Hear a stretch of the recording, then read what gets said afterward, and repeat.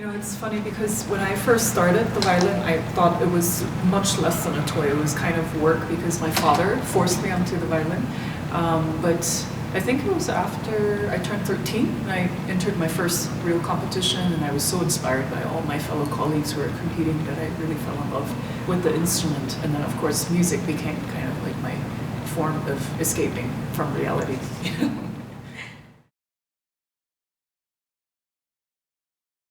There have been plenty throughout my life as a musician. I think when I first started, of course, everyone speaks of Jascha Heifetz, you know, the kind of golden period of violin playing. I really loved David Oistrakh, and Sophie Mutter was also quite an idol of mine way before. Paredes as well. I mean, it's just, you know, it's a big combination of many different violinists, and at this point, it's just I'm inspired by my fellow colleagues as well.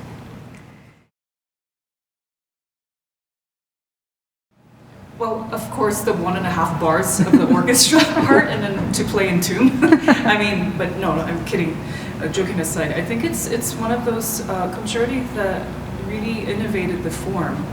You know, it's you don't really see many works that often start with the solo violin after less than, I don't know, 10 seconds or so, right? So it's you have to have a leap of courage. You have to have the full arc of the melody in your mind. So I really try to, you know, practice that during my practice sessions without the orchestra. Well, first of all, playing the violin is kind of a mix of, you know, artistic creativity and also using your intellect and logic. So it really can't be any better. You get to exercise both emotional, you know, power, and then also just the logical side of thinking, critical thinking.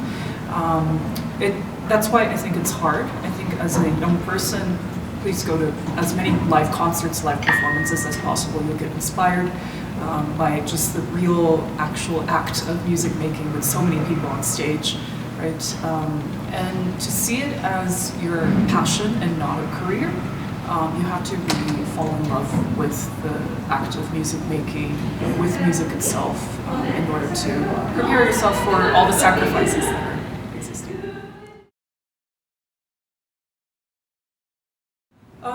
Well, that's pretty easy. I think, you know, my job as a performer is to build a compelling interpretation of something that already exists, right? So something that's already written down. So I think really to tell a compelling story and to convey the composer's message across as much as possible, because, I mean, these works that we play are very timeless, and especially the Mendelssohn Violin Concerto, it just speaks to you across centuries and centuries of time. So I think, yeah, so just remember to build a compelling story and convey that message with confidence on stage.